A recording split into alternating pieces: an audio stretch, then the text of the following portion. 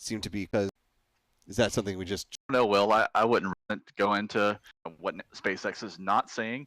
Um, Well, as I recall, on previous broadcasts, they shared milestones like some of the training or some of the reviews they've done for HLS, Human Landing System for Artemis, right? sorry to cut you off, Stephen. I know I asked the question and then I'm pivoting right now. But speaking of what they're not saying, just noticing the telemetry icon of the ship upper stage in the lower right hand corner of the screen here, doing quite a bit more oscillating than I would have expected at this stage in flight, tilting very dramatically in a downward fashion and then back up again.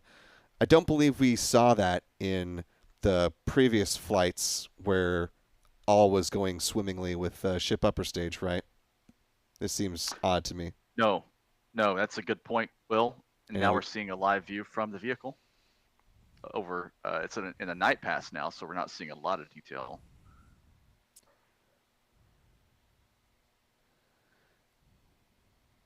no, not a lot of detail, but perhaps quite a bit more movement than we should be seeing. Uh, I tend to agree. From what we've seen in the video earlier, when it was still daylight, when it was still in sunlight, and also what we're seeing on the icon now on the display. If that is accurate, I don't think that is normal. Yeah, definitely appears to be tumbling just with the lighting in the background. Yeah, that's a suboptimal.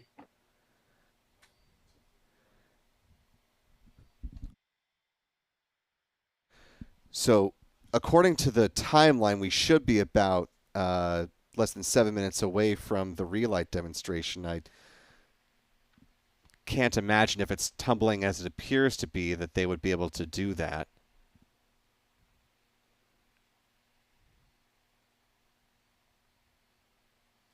Let's listen in. We're about 30 minutes into today's flight test, and the ship is on its suborbital trajectory. As you can see in some of the views and from some of the telemetry, we are in a little bit of a spin. We did spring a leak in some of the fuel tank systems inside of Starship, which a lot of those are used for your attitude control.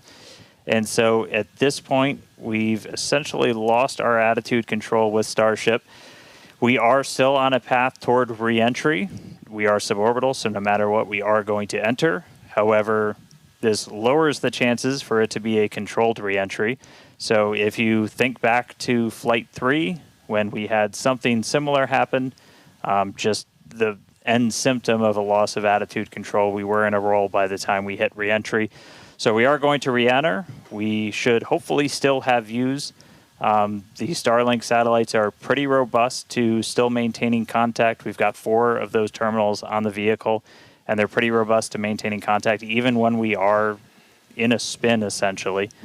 So we should hopefully continue to keep live views. It's going to still be dark until we get a little bit closer to entry, as we are a little bit, we're coming up on Africa. I believe we do swing just to the south of that continent.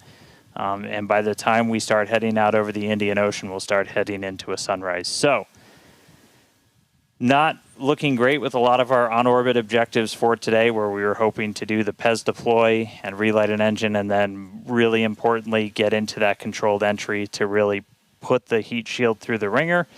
Nonetheless, Starship marching forward towards that re-entry over the Indian Ocean. So we'll continue to hang with it and give you any updates as things continue to change.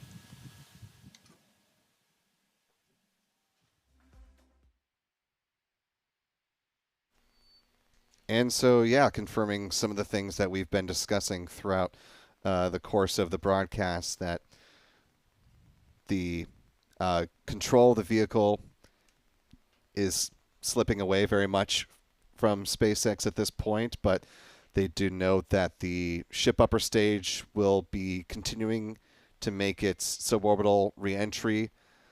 Not going to be able to do all the things that they wanted in exactly the fashion that they were hoping for.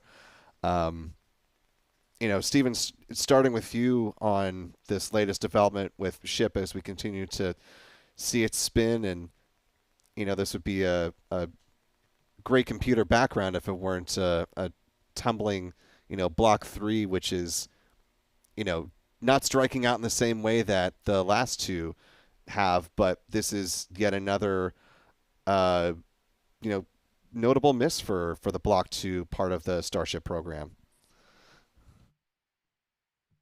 Yes, yes. I think SpaceX can take a small victory away from this, that they were able to get to SECO. They were able to reach the planned trajectory, although I'm not yet convinced it was a trouble-free ascent. Hopefully Elon goes ahead with his talk tonight and will address what we think we might have seen with fire potentially and an unusual SECO, and then some of the tumbling we saw early in the coast phase